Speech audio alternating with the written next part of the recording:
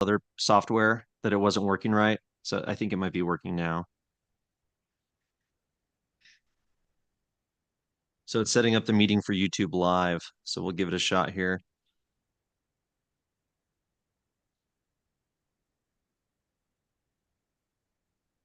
Okay, so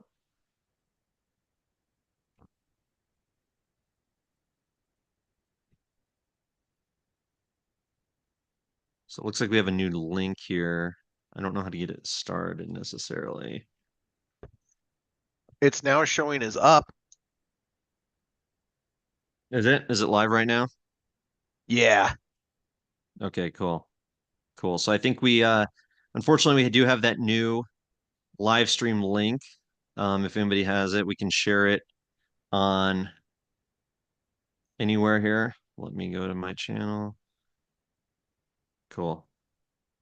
Let me just share this new updated link because I did screw up and put the wrong link up last time. So we'll go ahead and share this here and then get started here. Say this should be the right link, hopefully.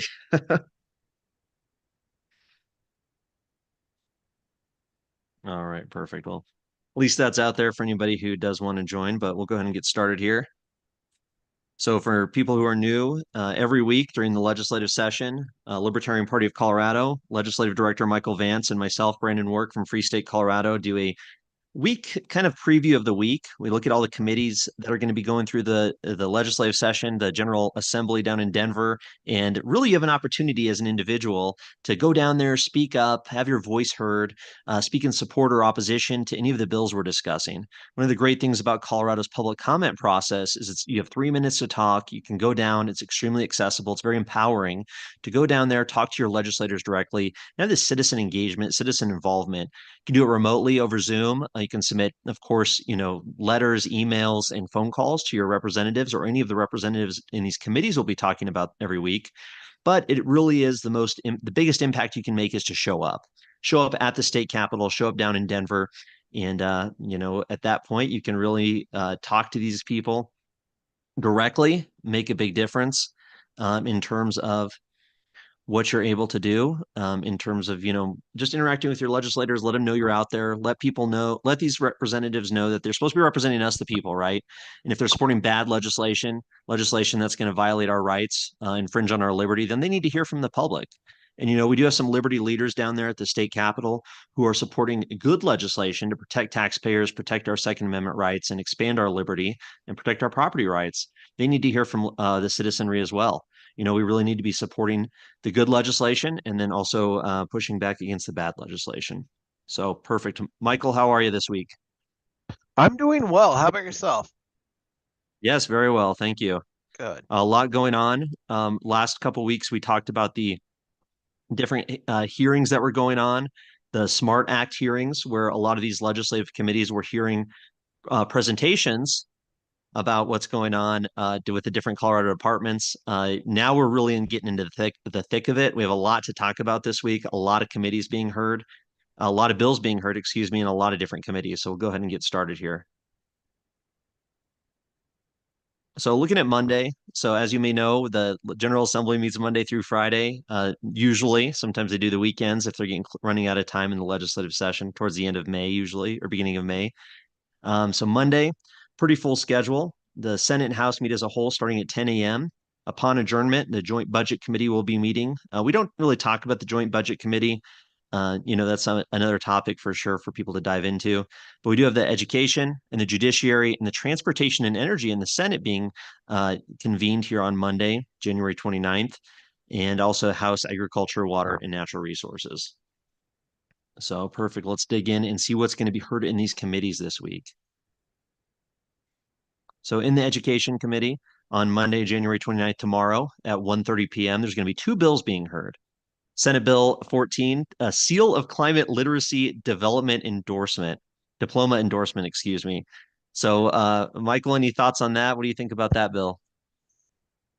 I think it's a massive waste of time. I mean, we're tying up additional dollars that the left claims that we don't even have because of Tabor. So if we don't have any money for because of Tabor, why are we spending extra money on a silly little uh, certificate saying that our kids have been indoctrinated on climate change? I mean, it's just a silly bill all around. Yeah, so this Senate Bill 14 would allow schools in Colorado to add an extra seal to these diplomas of climate literacy. As Michael said, letting future employers know and colleges that these students have been indoctrinated into this climate cult, willing to restrict our rights or reduce our standard of living in order to adhere to some sort of standards. So that's what's going to be heard in the Education Committee at 1:30 p.m. If you're interested in testifying on those bills, it's in Senate Committee Room 357. Looking at that bill real quick, Chris Hansen and Barbara McLaughlin are the sponsors on it. But yeah, basically climate literacy, getting a seal on it there. So pretty silly kind of bill, kind of a waste of time really for the state legislator to be wasting valuable resources on this. And of course, this bill does have a cost too, doesn't it, Michael? It sure does. It's supposed to be somewhere near $20,000. I think the fiscal note said that this is going to cost taxpayers. And of course, it's only going to go up from there. And if we already don't have enough funds, I mean, why are we wasting money, time, and resources for a silly little certificate? Definitely. So that bill's going to be heard. Moving along to the Judiciary Committee, Senate Judiciary Committee meeting Monday at 1:30, hearing a variety of bills there. Not too much that I really wanted to talk about this week. Probably one of the most interesting ones on this committee on Monday is the landowner liability recreational use warning signs. So if I'm not mistaken, this was a response to landowners being potentially held liable if somebody's maybe climbing a 14er or hiking in the mountains and end up crossing some sort of dangerous area and getting hurt.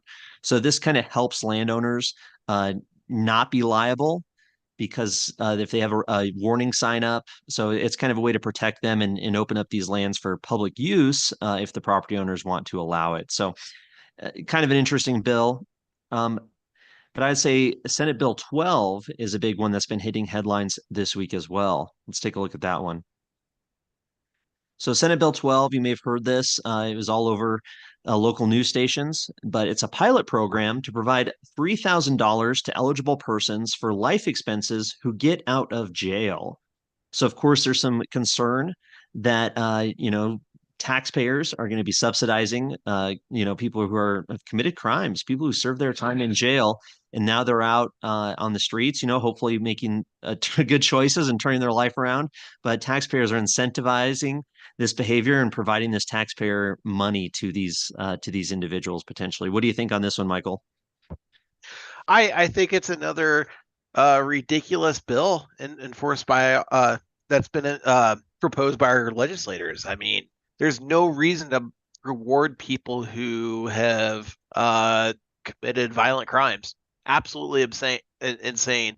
This bill doesn't tell you what type of criminal or specify who gets it. It's just, hey, if you've been in jail, you get money now. It doesn't make any sense. Right. And I mean, life is so expensive already.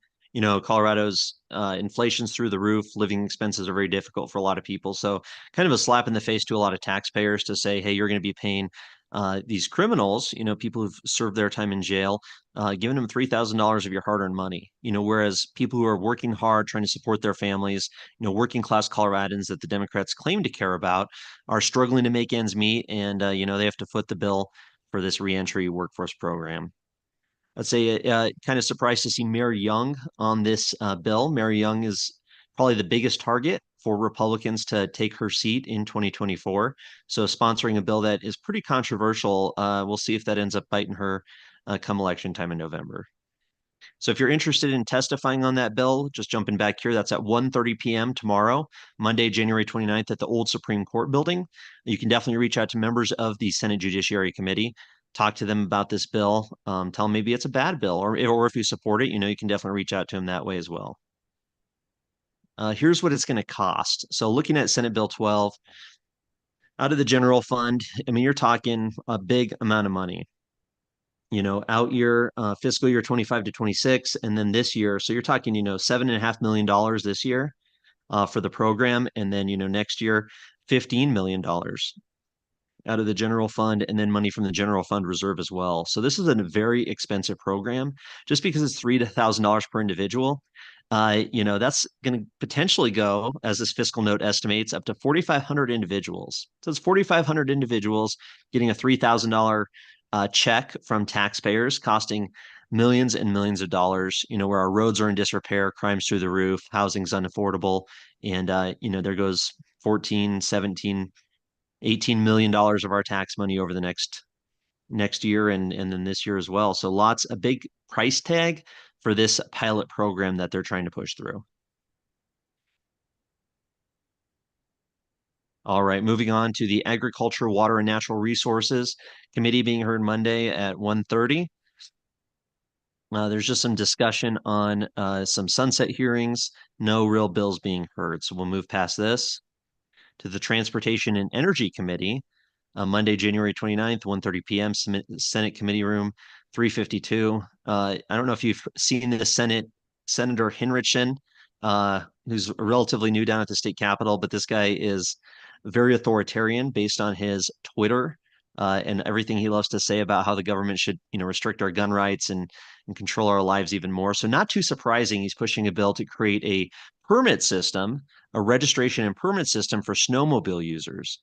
So what's interesting about this bill, it does seem to create this new permit system and creating new fees for people who are snowmobile users. So just reading the bill summary here, current law requires a snowmobile owner to register the snowmobile, but exempts snowmobiles that are used only on private property for private non-commercial use. The bill expands the exemption to cover all use on private property, regardless of whether the snowmobile is used commercially. Just skipping down here, the bill creates an out-of-state snowmobile permit that an owner or operator of an out-of-state snowmobile must obtain and display to drive the snowmobile on publicly owned land.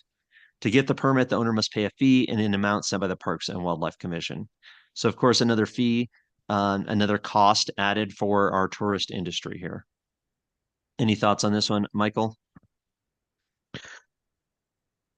I don't have a ton. I mean, I will say that this is in general, this is the way they like to encroach on us. Is first they start with out-of-staters, and how long is it going to be before they try to add this same exact fee to in-state residents too? But um, Right there with you. Yeah, I'd say it's a bad bill. If people are involved in the industry, anybody's got any input on this, I'd love to hear more. But yeah, it doesn't look like it's a good piece of legislation, unfortunately. Let's move on. So that was what we got going on Monday. So a couple different bills being heard. Definitely the most egregious seems to be that $3,000 payment of taxpayer money to people recently out of jail.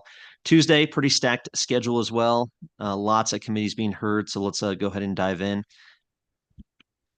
Tuesday, January 30th, upon adjournment. So that's when the state house adjourns for the day. So if they start, maybe around 9 or 10 in the morning, going back to that schedule here, they adjourn at 9 a.m. So, or start at 9 a.m., excuse me, begin at 9 a.m. Then after they adjourn, then the committee will meet. So it could be anywhere from 10 a.m., 11 a.m., noon, depending. Usually they'll try not to go that late because they have other committees scheduled in the afternoon.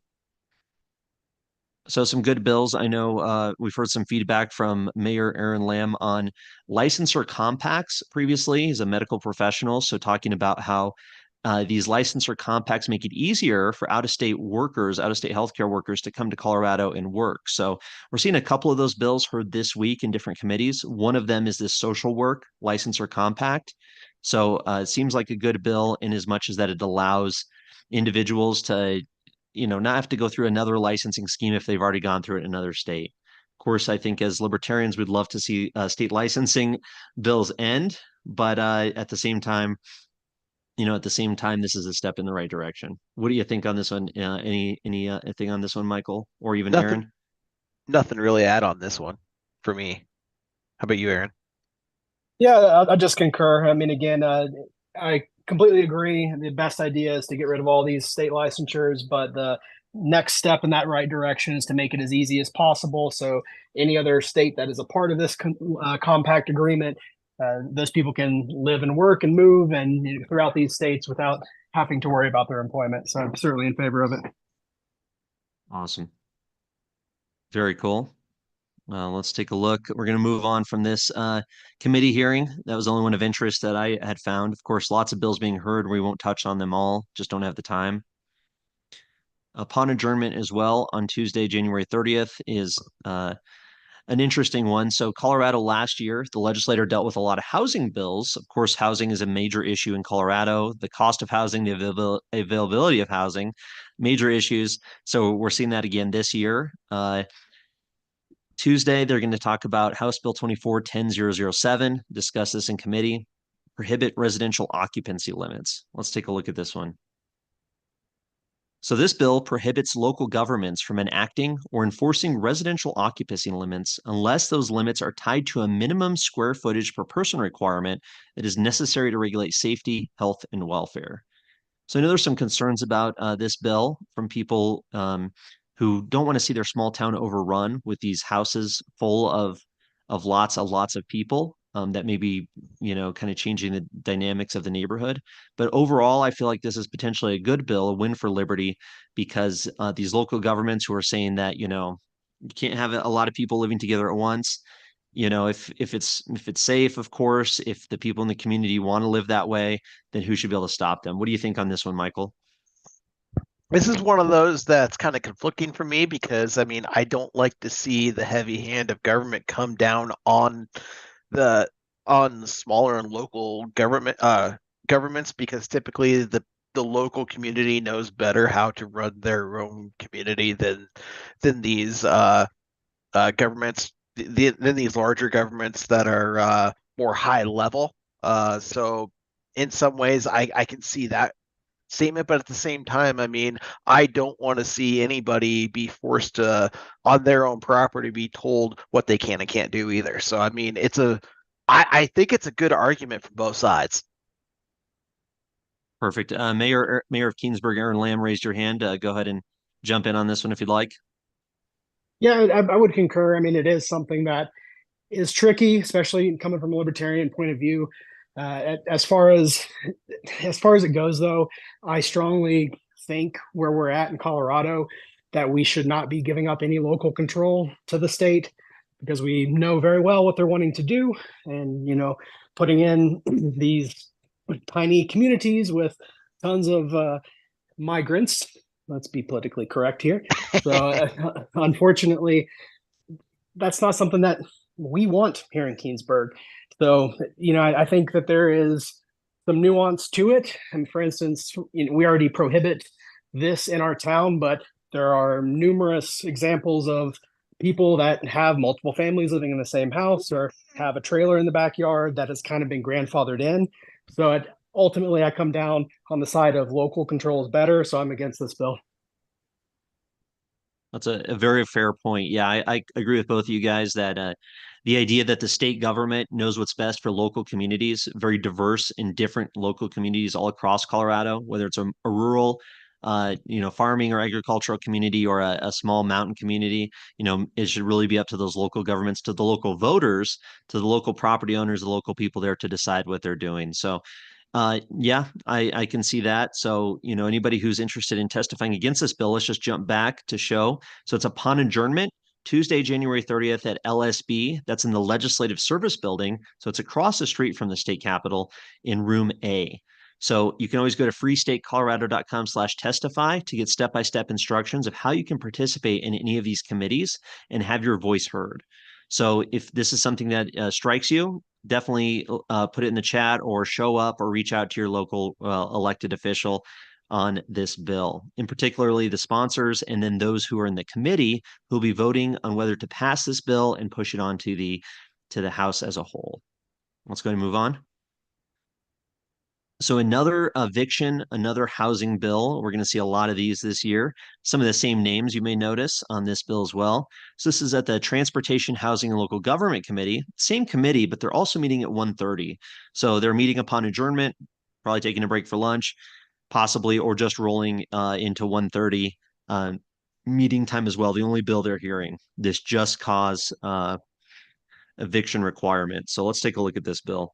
I would say from a property rights perspective, this bill's this is a very bad piece of legislation that's going to make it prohibitive for a lot of property owners to want to rent their property out. If they can't kick the people out for whatever reason they want, they have to get permission from the state government to kick out their tenants. They're going to be a lot less likely and maybe even more strict about who they allow into their property, and obviously less likely to rent it at all. So we might see some mom and pop renters, maybe sell their house, people who own rental properties who don't want to have to deal with new restrictions and new controls by the state government or local governments. So we might see a shortage of rentals availability for this. And also, of course, maybe higher standards, maybe making it more difficult for people to rent overall. So this bill is a mess. As you can see, lots and lots of stuff here. But just looking at the bill summary, the bill prohibits a landlord from evicting a residential tenant unless the landlord has cause for eviction. So, of course, the state government, these legislators think they can decide when that cause is just. So, cause exists only when, under this bill, a tenant or leasee is guilty of an unlawful detention of real property under certain circumstances described in existing law as amended by the bill, or conditions exist constituting grounds for a no-fault eviction. And of course, the government's going to provide those definitions. The following conditions constitute grounds for a no-fault conviction of a residential tenant with certain limitations: demolition or conversion of the residential premises, substantial repairs or renovations to the residential premises, occupancy assumed by the landlord or a family member of the landlord, expiration of time-limited housing operated by a mission-driven organization, and withdrawal of the residential premises from the rental market for the purpose of selling the residential premises. Continuing on here, it says a landlord that proceeds with a no-fault eviction in violation of certain notice requirements or other restrictions must provide relocation assistance to the tenant in the amount of 2 months' rent plus one additional month of rent if any of the following individuals reside in the residential premise. So here we go, seeing categories of individuals being created by the state government. Some people have more rights than others. Some people are deserving of handouts more than others. So an individual who is under 18 years of age or at least 60 years of age, an individual whose income is no greater than 80% of the area median income, AMI. You see that term a lot. We can go into if anybody has any questions when it comes to housing, or an individual with a disability.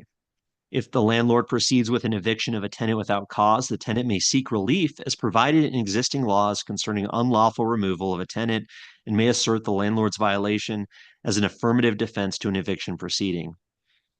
So, you can continue to read in. This is House Bill 1098.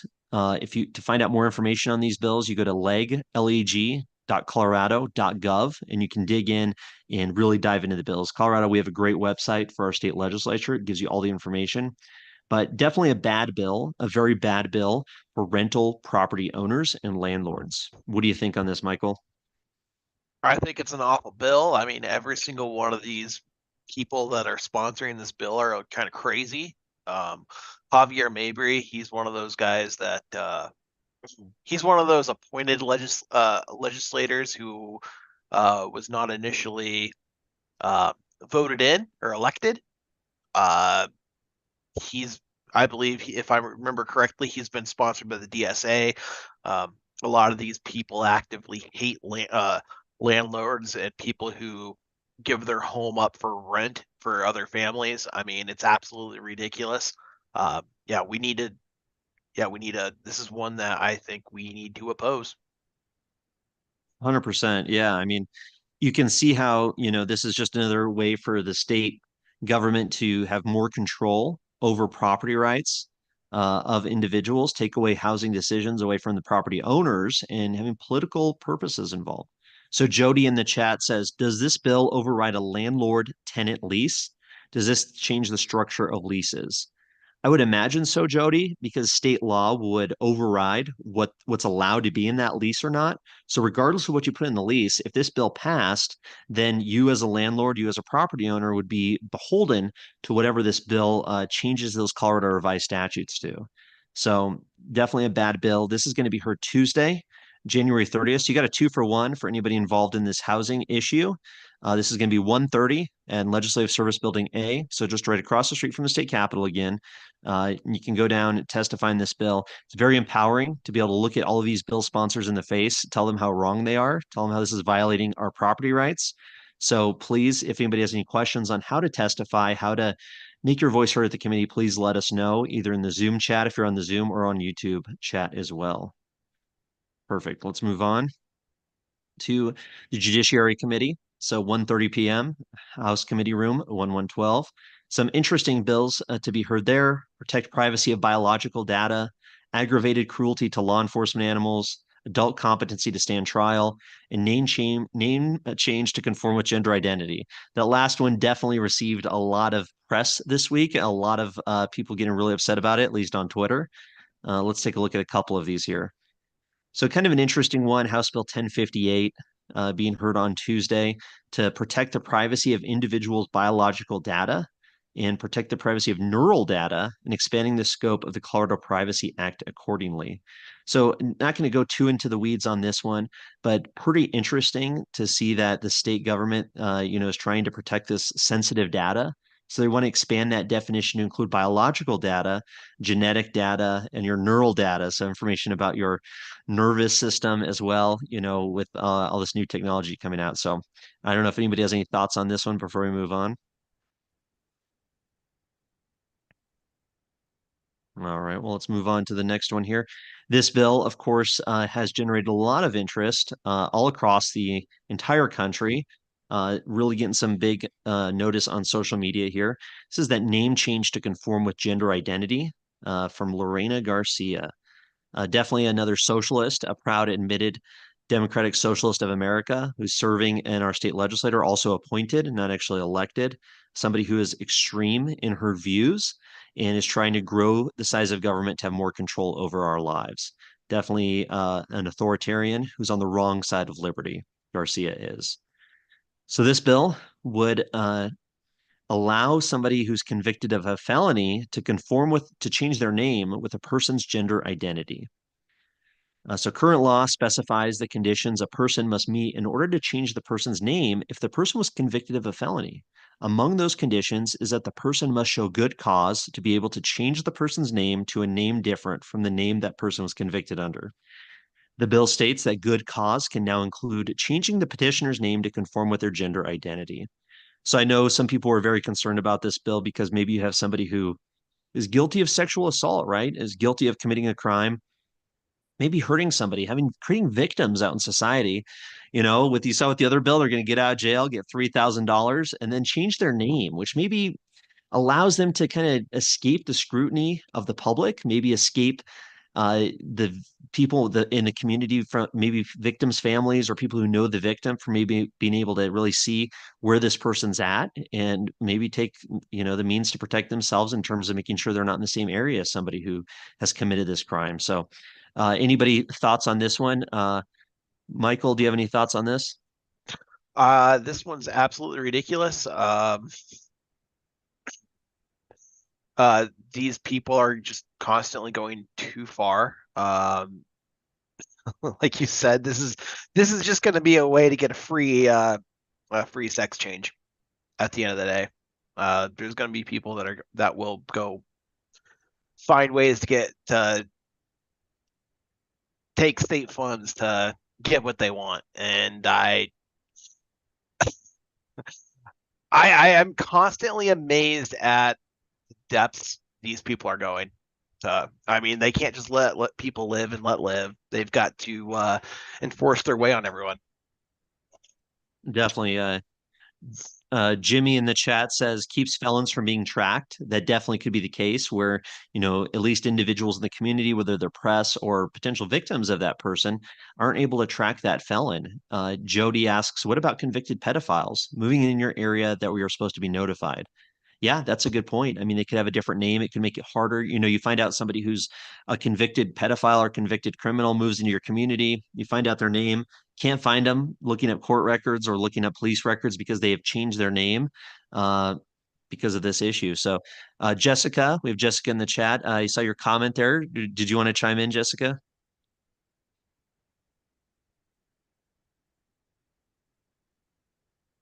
But feel free if you want to be unmuted as well, Jessica. I'd love to have your input on any of this as well. Well, and like you said, it was going crazy on Twitter today, which is great. I love sharing these people, and then everybody on Twitter dog piles on them. But some people brought up really good point. To me, for the average, I mean, for us even to be here learning about this is a lot. Like the average person doesn't know how to look up even regular criminal records, and now they're gonna have to dig through, and it's just not even what we should be even worrying about. So obviously, I'm not for it. Perfect. Awesome. Let's go ahead and move on here. So that bill is going to get a lot of controversy. Just real quick, I guess, before we move on, it's going to be all over social media. It's going to be in the media. So this is a bill that might gain some traction if anybody wants to go testify against it. Again, just touching back on this. That's Tuesday, January 30th, 1:30 p.m. in House Committee Room 112. So it's the fourth bill being heard. So you might be there for a while, waiting for them to get through those first three bills. But definitely an opportunity for you to get involved and have your voice heard if you want to show up at the Judiciary Committee on Tuesday. Let's go ahead and move on. One thing I Yeah, want go to say ahead. really quickly is if anybody is going, please record your testimonies. I mean, they'll even ask you, a lot of times they'll even ask you questions at the end of your speech. So feel free to answer any questions, and also, if you can, record them. Show what the legislators say, show the legislators questions to you, and show your responses. I mean, there's some pretty good ones. I mean, particularly we talked about Garcia, Lorena Garcia on this one.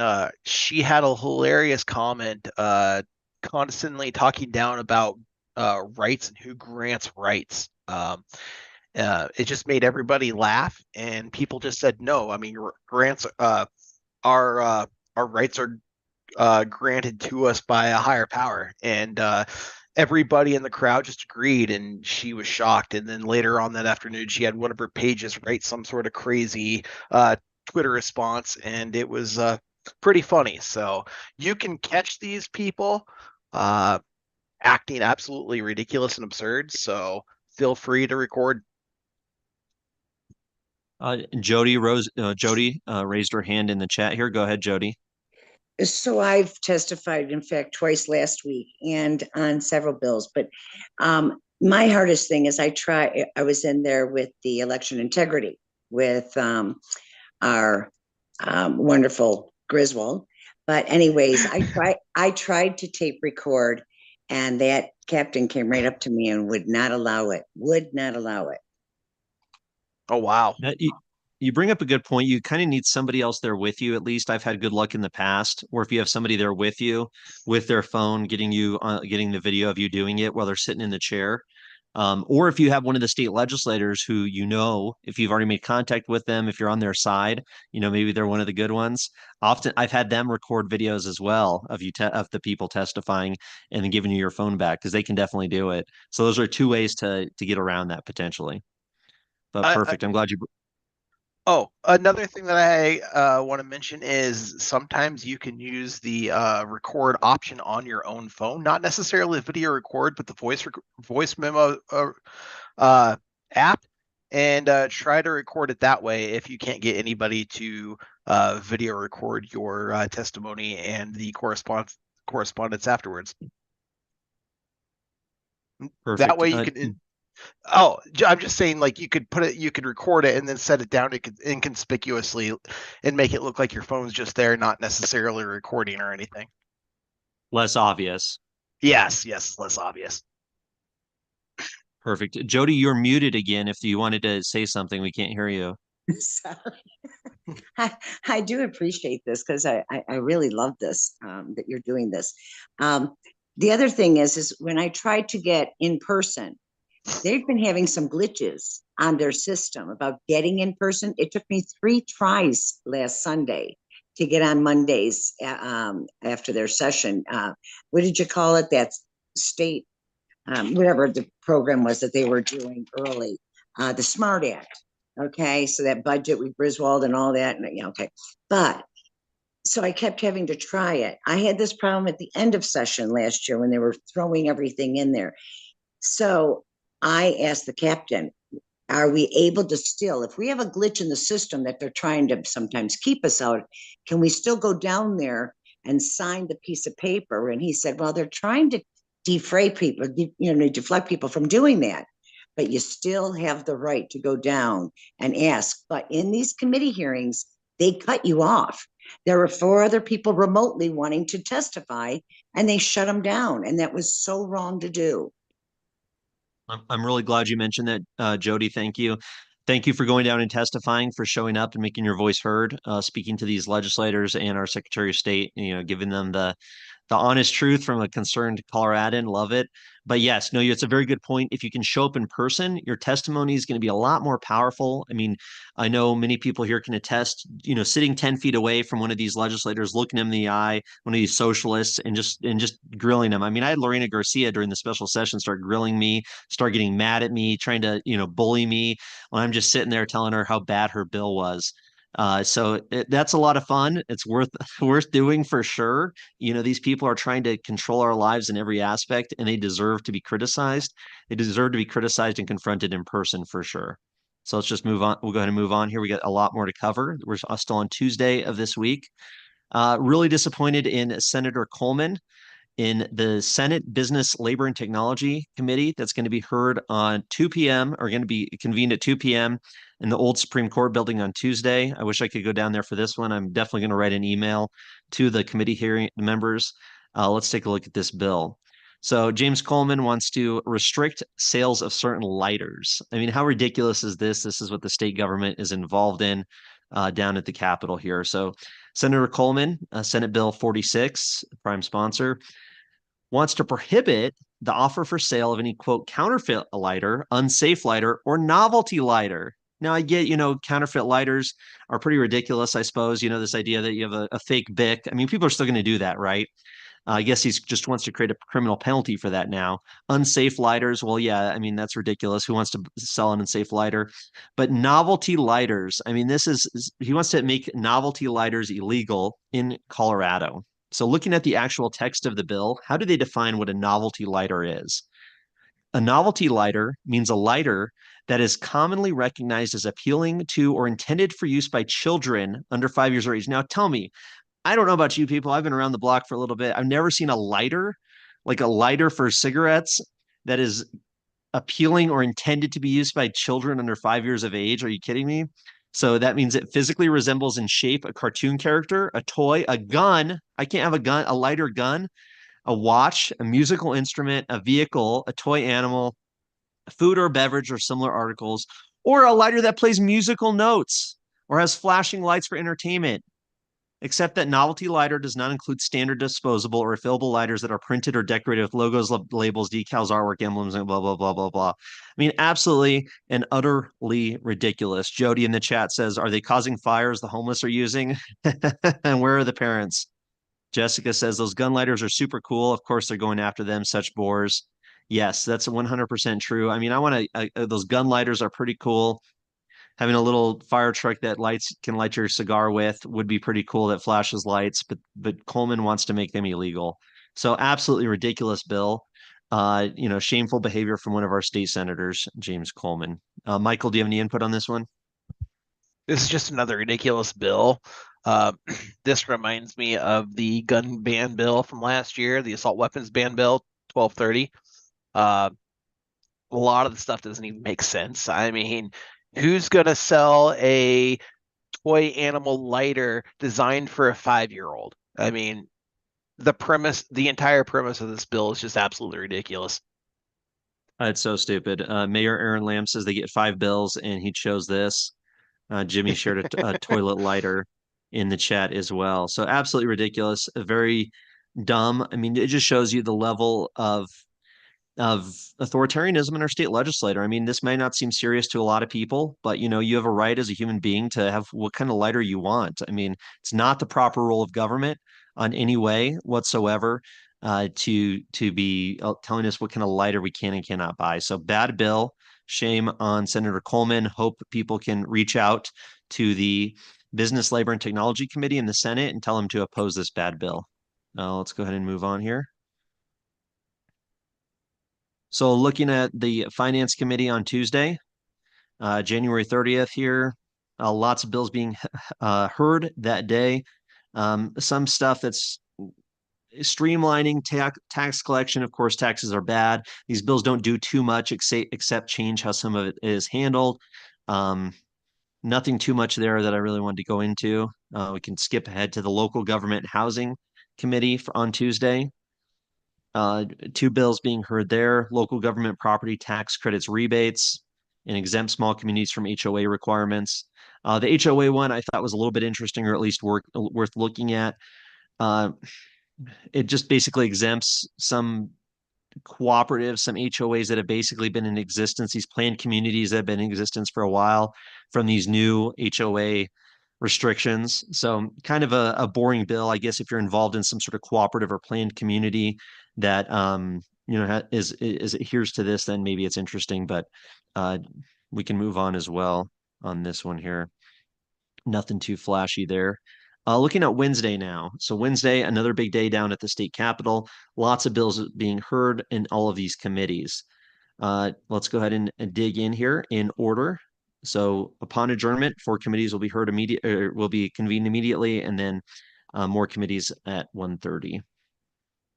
So Wednesday, January 31st, excuse me, physician assistant licensor compact, very similar to the bill we saw earlier in the week, allowing a licensor compact where physical assistants who are licensed in other states don't necessarily have to jump through the hoops they would here in Colorado if they already have that license. So that one looks like a good bill, a good way to allow people to work here in Colorado if they've already jumped through those hoops in another state. So good bill on that one.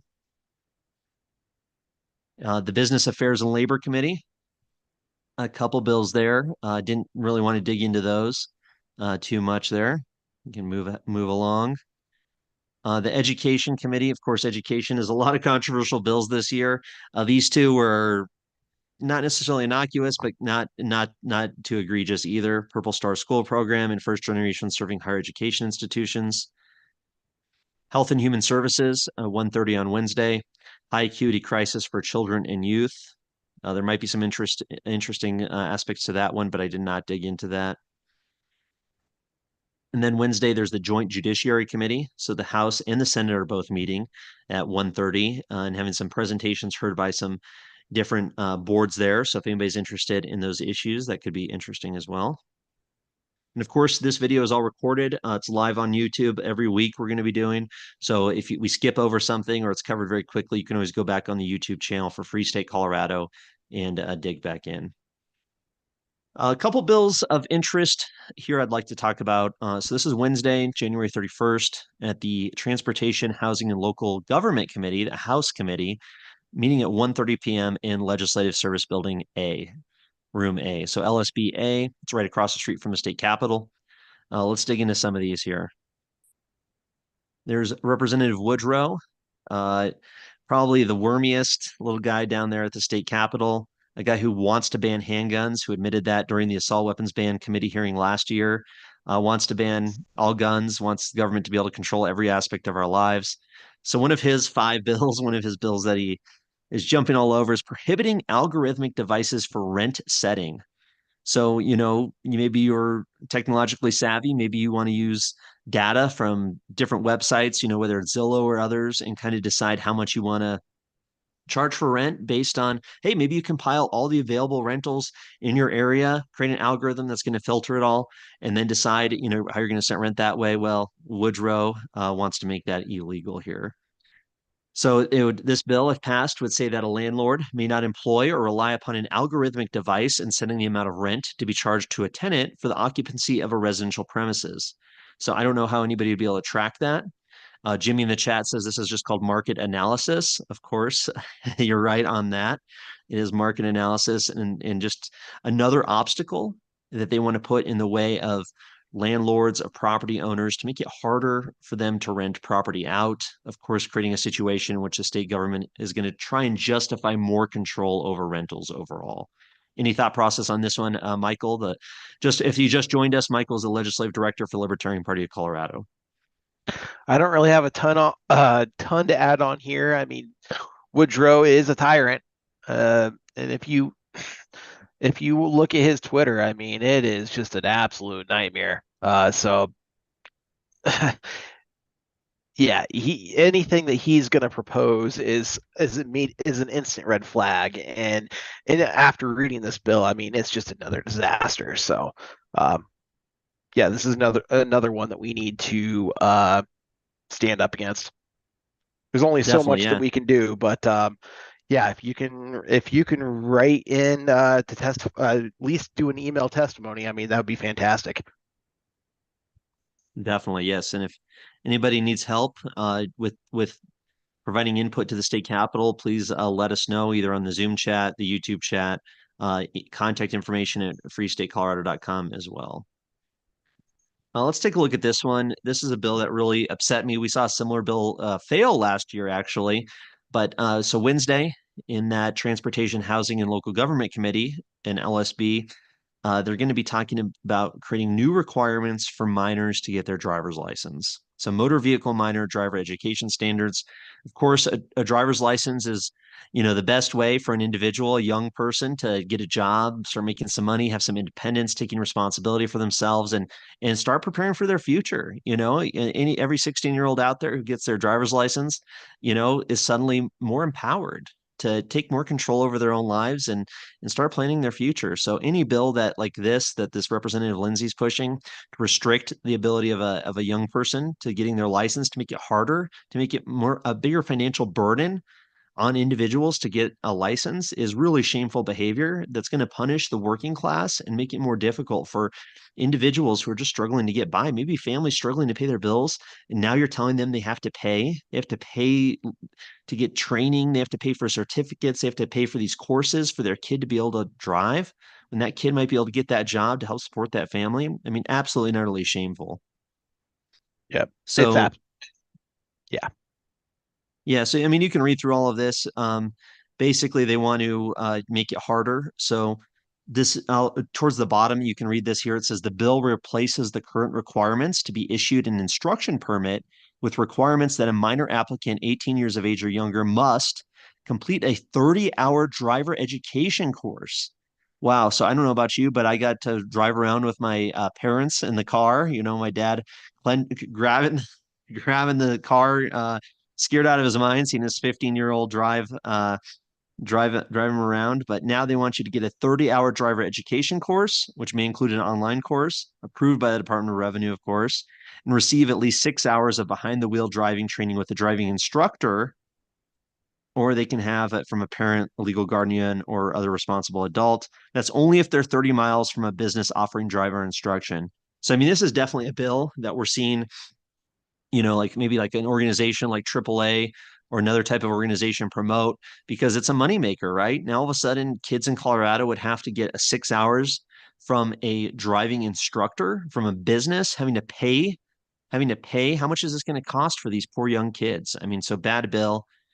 Jody in the chat asks, how about illegal immigrants getting their licenses? Do they have to go through the same training?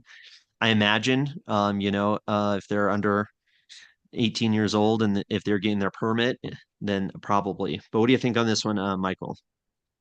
No, I agree with you. I mean, this is basically an attack on families. It's already when you've got a teen, it's already busy enough. I mean, you're gonna tell me within this day and age where it's harder and harder to make ends meet, that you're gonna have to spend thousands, you're gonna have to spend more money, even more money, just to get your kid a driver's license. Uh, it's too much. This bill just goes too far and Definitely. And unnecessary. as Jimmy points out in the chat, also an attack on families and attack on cars. So two things that the state government, of course, hates, at least these authoritarians. So let's go ahead and move on here. In the Transportation and Energy Committee hearing on Wednesday, they're just going to be hearing from the Public Utilities Commission. Could be interested for those people interested in that. Education Committee on Wednesday in the Senate. They have a briefing from the Colorado Department of Education. I'm sure that could be interesting. A briefing from College Invest and hearing this bill on adult education, basically just allowing kind of more diploma options from community colleges and the like. So I didn't really necessarily want to go into that one. So now we're on to Thursday. So Thursday down at the state capitol, February 1st. Lots of committees. So like I said earlier, we're getting in the thick of things. Lots of bills being heard. every week down there. So definitely make your voice heard. Do everything you can to have input on what's going on and connect with your legislator. Looking at the State Civic, Military, and Veterans Affairs Committee. This is going to be here. Let's see here. In the House, there's a bill being heard for compensation for state elected officials. So, of course, we've seen a lot of legislators complain that they don't make enough money because they want to see this as a full-time job, not a service to the community. So they want to create a committee, basically an independent state elected official pay commission to modify the amount that goes out to pay our legislators. So, it's just creating a committee, but of course, it seems like the idea would be to try and increase their pay. I don't think they should be paid at all, personally. I think these state representatives, it should be a volunteer type of position.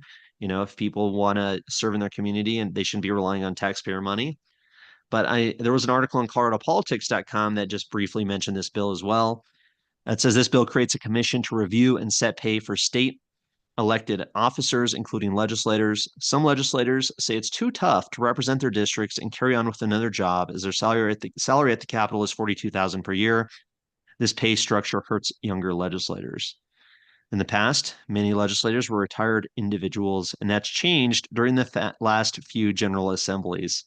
So I think that's kind of revealing right there, that we're seeing these younger people come in instead of maybe well-established individuals who have accomplished a lot in their life, maybe started successful businesses, maybe have had families and grandchildren. Instead of those people representing the community, which I would think would be more stable, maybe more invested in the community, more knowledgeable about life, about Colorado, about what's happening. Instead, we're getting a lot of these younger people, and we've seen it. I mean, we've seen it with Lorena Garcia, and others who come in there. Stephanie Vihill's another one. And yeah, as Jimmy says in the chat, they want to be full-time socialists. They want to go in there and not have to work, instead just try and control our lives. So what do you think on this, Michael, on this pay commission? I think you summed it up very well. These people just want to make more money, and it's telling on who is asking for this and the age of these people. And then when you look at the swing of the individual legislators and the political shift of the legislature as a whole, I mean, I think it all lines up.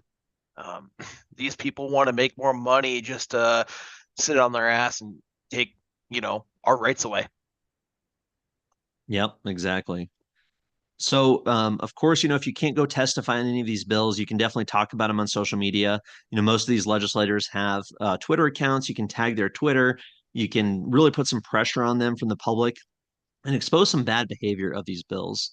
But actually, on Thursday, there's going to be a good bill being heard, in my opinion, here, and that's Senate Bill 20 being heard in the Business, Labor, and Technology Committee, the Senate Committee, on Thursday, February 1st, upon adjournment of the state Senate in the old Supreme Court. So this bill basically just continues what started during COVID. We've talked about it before, one of the bills we've been watching. But, when COVID happened, this whole terrible situation, they basically allowed local businesses who are licensed already for alcohol to deliver them and have takeout alcohol. But they put a cap on it. They said, let's try it out. Let's see how this program works. We're only going to allow it for a year or two. And it's getting to the point where that authorization is about to expire. This bill continues this program indefinitely, this authorization for alcohol beverage delivery and takeout. So good bill, Senate Bill 20.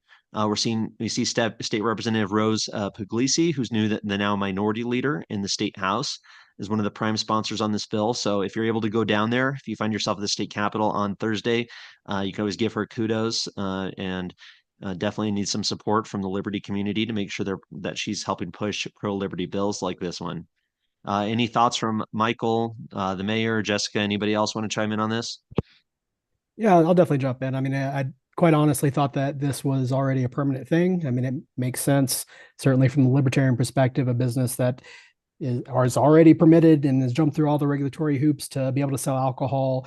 What harm is it for them to be able to deliver it? And certainly there's a lot of upsides for the public wellness and the safety they always like to try and harp on, that you have real alcoholics that usually would have to go to the store because they realize, oh, it just ran out, but they can just make a phone call or use an app and get that delivered to them, and thus avoiding drunk driving and that entire issue. Can I hop in real quick? Yeah, please.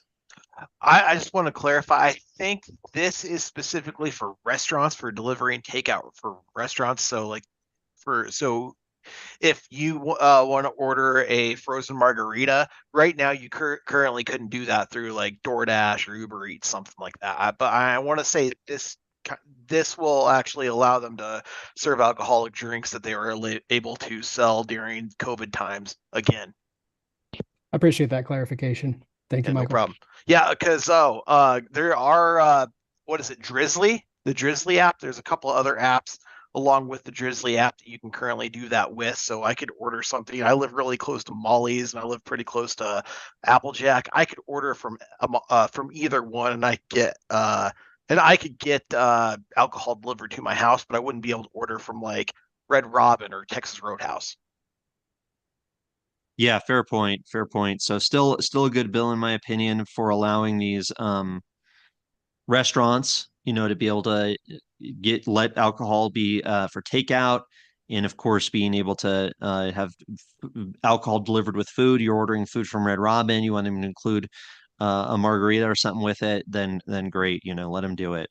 I think from a liberty perspective, from a liberty activist perspective, I think alcohol bills or legislation to kind of loosen or free the alcohol market could be winning issues. We've seen a lot of liberalization, for lack of a better word, or opening up of the alcohol market in recent years. Now in Colorado, for people who are newly arrived, it's very recent. The gas stations and grocery stores can sell beer. Now grocery stores can sell wine. So, your Target, your Trader Joe's, they have a great wine section now. Supermarkets have wine and alcohol capability or beer capabilities, at least still not hard alcohol. But I think there's a push that can be made to just make these laws a little bit more pro-liberty from a pro-liberty perspective. So this is a step in the right direction. It should be true bipartisan legislation, making these laws a little bit easier for individuals who are able to drink legally, right? Yep. Perfect. Let's move on here. So we're still on Thursday. There, go ahead. YouTube comments.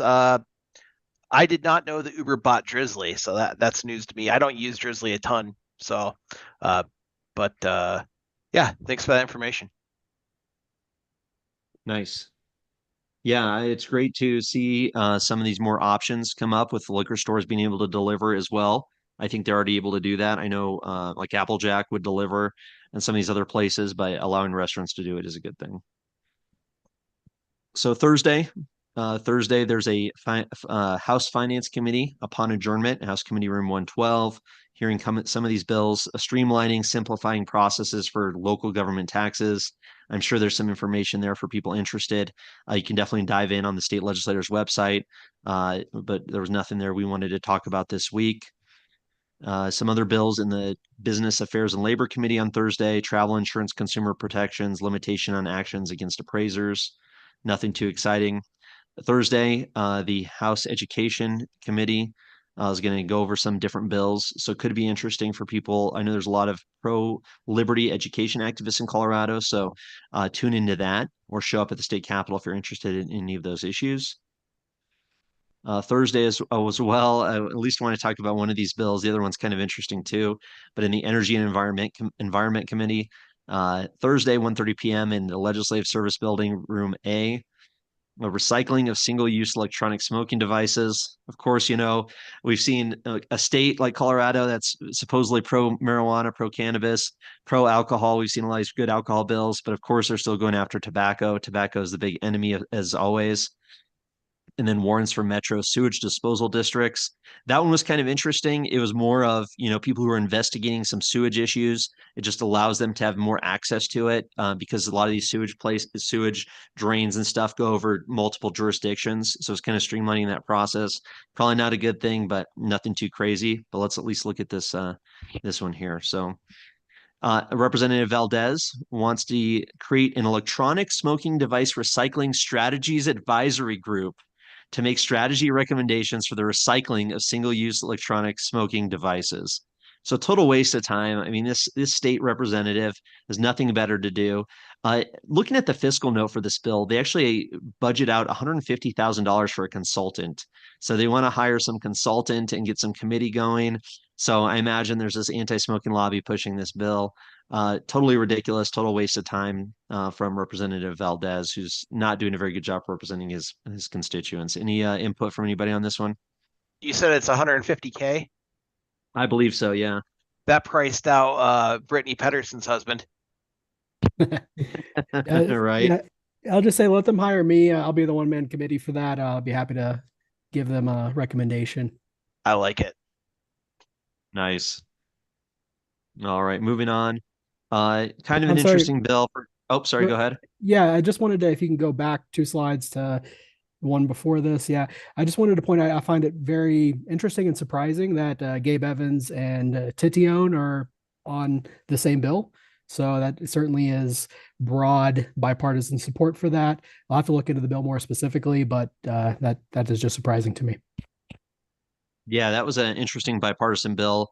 Representative Evans, I don't know that he's the most pro-liberty legislator down there. So if it's something where a government agency is asking for more permissions or more ability to investigate some sewage disposal issue, I imagine he'd be willing to go along with that. So that's my best guess on that one there. Anybody who's interested in cats or dogs or in that market, maybe you have a pet store or something like that, or you're involved in animal activism or something, this could be interesting to you. But they just want to modify sterilization requirements for cats and dogs. So, these places who get stray cats and dogs that they have to sterilize them, it just makes it a little bit more strict in terms of the sterilization requirements. So you could jump into that if you'd like. But moving on to the Health and Human Services Committee on Thursday. They're going to hear from the medical officer, kinship foster care homes. That one was a really big bill. So anybody who's interested, I'm not going to go into it. I'm not an expert by any means on foster care, but anybody who is interested in the foster care issue or maybe has a foster care house themselves, definitely check that one. Check that one out, Senate Bill 8, and get some information there. It's a really big bill going over a lot of foster care processes that the state's trying to control. Sickle cell disease community outreach and services. Moving on there, the last committee of the week is the State Veterans and Military Affairs Committee from the Senate, and they want to do a racial equality study, not equality, equity, racial equity study from Senator Coleman, Representative Herod, and Representative Ricks. I mean, you can dig into this one if you like. My biggest concern is that they're going to create this program, this study to determine how slavery is still affecting people in Colorado today. Potentially, obviously, with the push for some sort of reparation system or something along those lines. That would be my concern with this. I hope that's not where it goes, but definitely something to keep an eye on. That this study, groups like this, these little committees that they form, advisory committees and study groups and strategy groups, are just planning for future legislation. So something to watch there. Any comments on this one from anybody? The word equity should always be a red flag because they don't want liberty. They want to mandate equal outcomes, and there's no way to respect individual liberty when you're trying to mandate equal outcomes with the barrel of a gun. 100%. And I'm not sure if everyone had already seen, but it was a very funny video with Bernie Sanders being asked about this difference.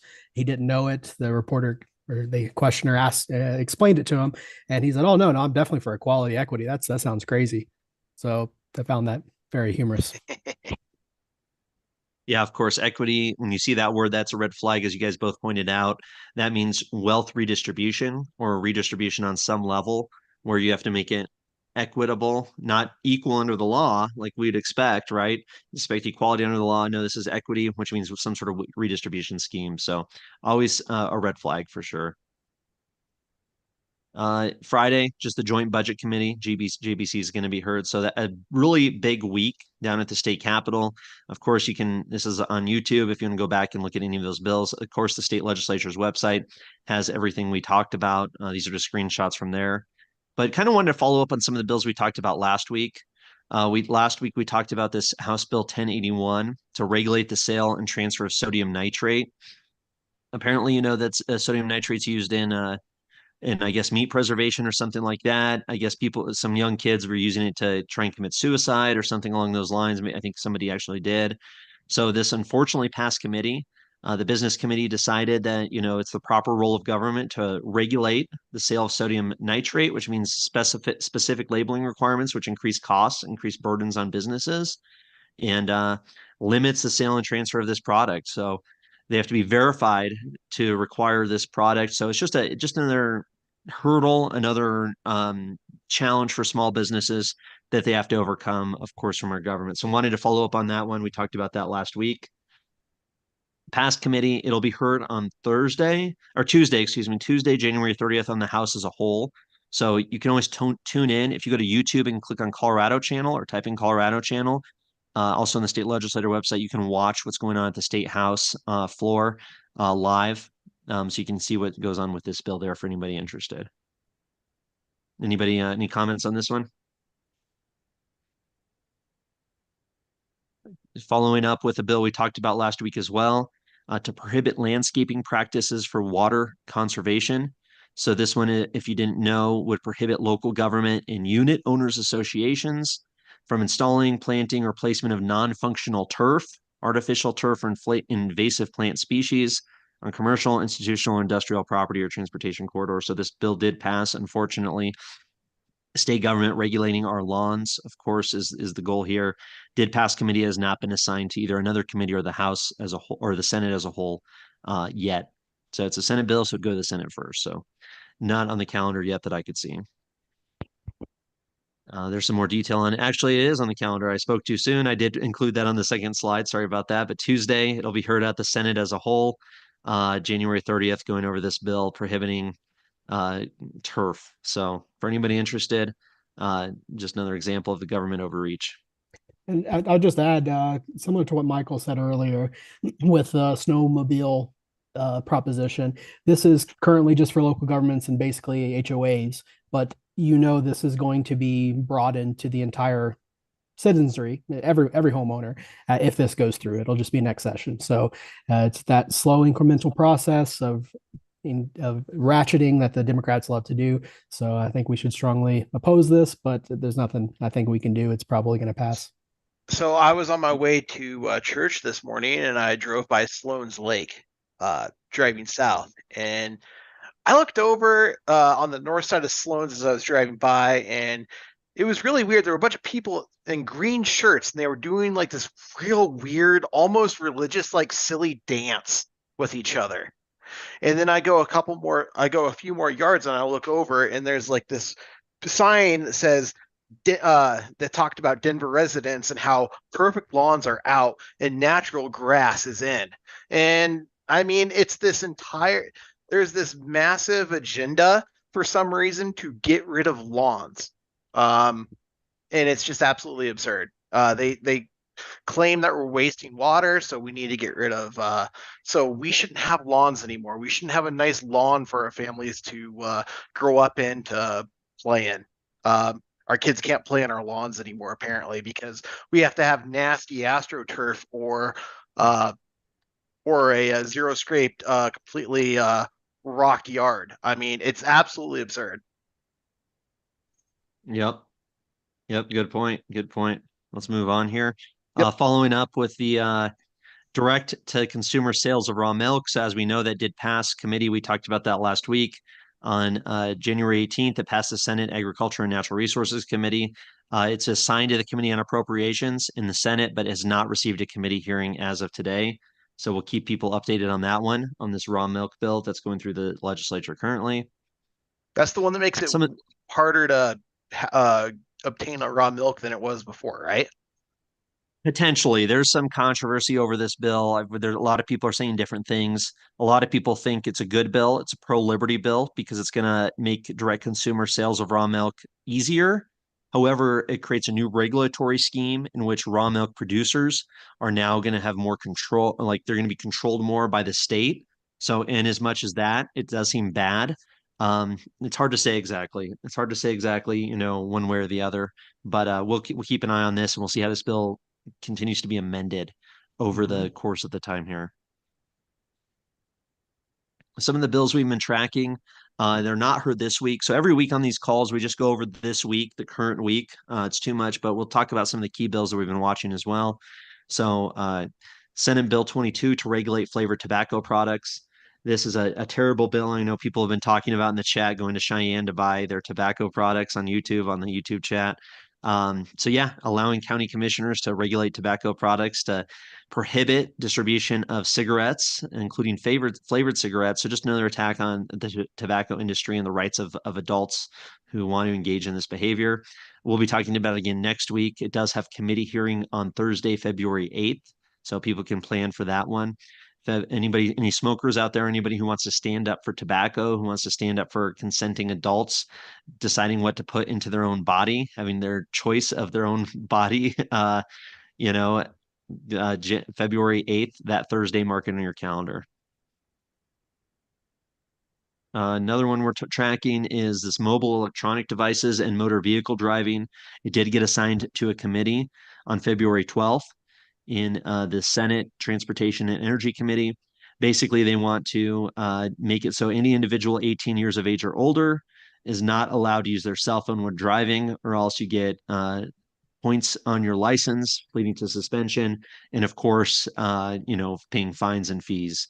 So ridiculous bill. We're adults. We have the right to use our phones if we want to, as long as we're safe. If you don't cause an accident, you should be able to do what you want. So that bill is coming up on the 12th. Another big one that's going to be coming up for students in schools, the non-legal name changes, where the teachers or school staff would have to use a student's preferred name, even though a parent might not agree with it. This is going to be so this one's been rescheduled to February 15th coming up. So another big one to keep an eye on. We'll talk about that more as we get closer. Maybe we can get some special guests to talk about this as well, those who are really involved in the parent rights community here in Colorado. Another one, still no committee hearing date yet. I'm sure I'm sure House leadership, I'm sure McCluskey, the Speaker of the House, and the Majority Leader, Duran, are not too excited to get this one being heard. It comes up every year. It's been killed every year. Elizabeth Epps and Kevin Priola are carrying this one forward this year, but to allow local municipalities to have overdose prevention centers within jurisdiction. So probably not going anywhere, as the mayor has just mentioned, but in the chat. But yeah, we'll keep an eye on that one as well. One of the first anti-gun bills we've seen this year is Senate Bill 3 from Tom Sullivan and Meg Froelich to giving the CBI, Colorado Bureau of Investigation, authority and money, $1.7 million to go after firearms crimes. So of course that could mean local gun dealers, gun stores, gun shops, gun shows, all of that, of course. So a really bad bill has been assigned for February 5th. So we'll talk about this one next week. But one of the first anti-gun bills to come up this year. A good bill, no hearing date yet, a reduction of state income tax rate. Some of our, Scott, Representative Bottoms and Puglisi, two of our Liberty leaders, Senator Kirkmeyer, who's sometimes right on issues, supporting this bill to reduce the state income tax from 4.4% to just a flat 4%. Did get assigned to the House Finance Committee. It did get assigned not to the Kill Committee, to an actual Finance Committee where it belongs. So we'll see. I imagine this bill will probably get an amendment to reduce our taxes, but then backfill government from our table reserves would be my guess. I assume we're going to see that in committee going forward, but we'll keep an eye on this one as well. Civil forfeiture reform. So the horrific practice of civil asset forfeiture. Representative Ken DeGraff, definitely a Liberty leader in our state house, and Senator Mark Baisley pushing this one through, coming up next week. So we'll talk about this next week as well on the Judiciary Committee. Really good bill. If you can be down there to support this one, I think it's a very pro-liberty bill that people should get behind for sure. Not perfect because it doesn't fully abolish it, but it definitely makes a big impact in terms of law enforcement's ability to confiscate money without due process. Stephanie Luck, another Liberty leader. This bill did get assigned to the State Civic Military Veterans Affairs Committee, so probably going to be killed. However, it probably should go to this committee February 22nd to publish bill drafts online before the session, kind of allowing legislators to get their information out there, get these bills out there for public input, creating more transparency for the people. So good bill. Another one, this is going to be a very controversial bill. We're going to see a lot of talk on this one as this one gets closer. There's been articles about it already. I know a lot of Colorado's tourist communities like Aspen and Vail are pretty upset about this one. But basically, this would make a short-term rental units who are paying currently they're paying residential property tax rates. So that's your 7.6% assessment rate. This would jump it up to a commercial assessment rate, which is about 30%. So for those people who own vacation homes or a second home that they like to rent out for, a month or two every year, maybe even longer, they're going to be penalized and pay massive amounts of property tax increase. So bad bill because it increases property taxes overall, but definitely going to get a lot of traction, a lot of controversy on this one as we get closer. This is signed to the Finance Committee, Senate Finance Committee on February 20th. Another one, it doesn't look like it's been assigned yet, is this towing carrier regulation bill. Or doesn't look like it's been assigned to a committee date or a committee hearing date, excuse me. It will go to the Transportation, Housing, and Local Government. But concerning the regulation of businesses that obtain a permit from the Public Utilities Commission to tow motor vehicles. So this is a really bad bill to regulate towing companies, making it more expensive and harder for towing companies to operate. And of course, also making it harder for property owners to get vehicles towed off their property. So really a dual-edged sword, really bad bill. We'll be talking about this more as we get closer to it being heard in committee. This was from that Colorado Politics article from Peggy Noonan that I quoted earlier. But she says towing carriers and property owners get a smack with this bill. Towers can't patrol parking lots to remove cars, and certain property owners cannot non-consensually have a vehicle towed and expect the vehicle owner to pay if the vehicle owner hasn't been properly notified of parking regulations. So that means that the property owner could potentially be on the hook for the towing cost if this bill passes. So we'll keep an eye on that one as we go forward. But that's what I got this week. What else? Does anybody else have anything they'd like to talk about?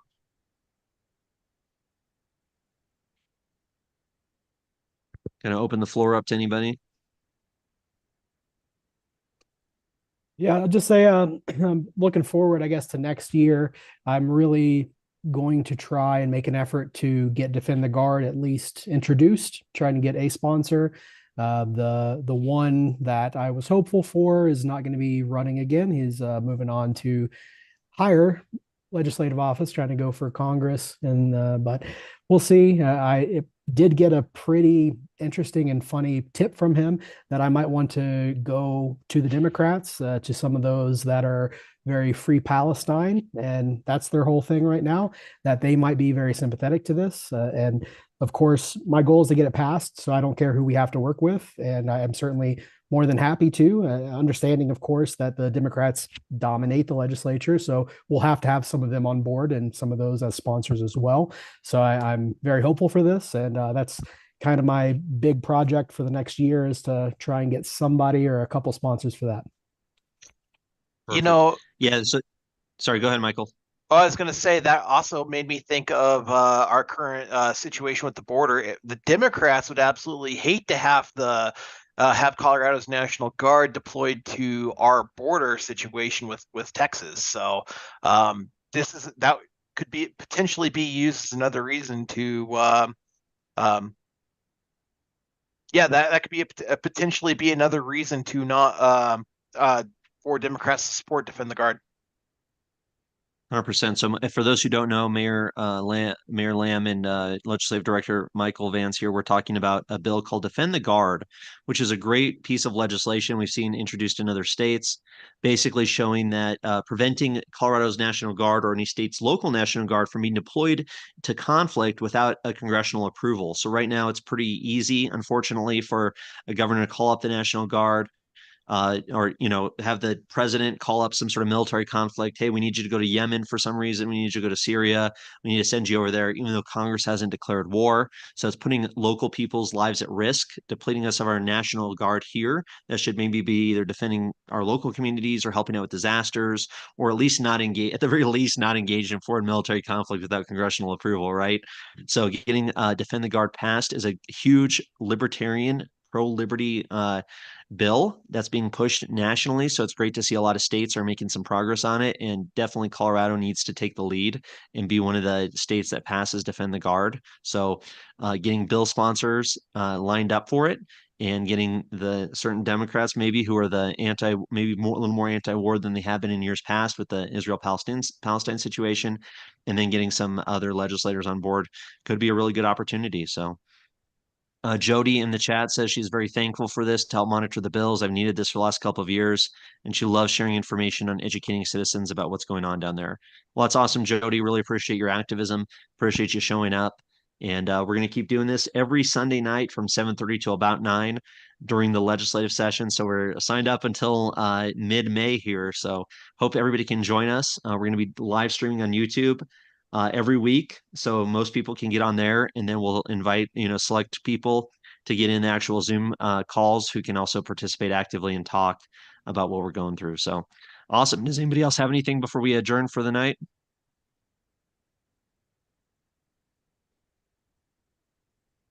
Doesn't look like it. Well, appreciate everybody. Keep up the fight. Again, anything you need, reach out to me here, Brandon from freestatecolorado.com. Follow on Twitter, Facebook, and definitely follow Free State Colorado on YouTube so that we can track all of these calls that come up with the Libertarian Party and everything else. So appreciate everybody. For any further information, leg.colorado.gov. That's really your hub for all the bills. Check out freestatecolorado.com/testify as well for a step-by-step guide on how to testify down at the state capitol. I put this together last year, but it's really got some just making it easy as possible for you to be able to go through and have a voice in our local government. So appreciate everybody.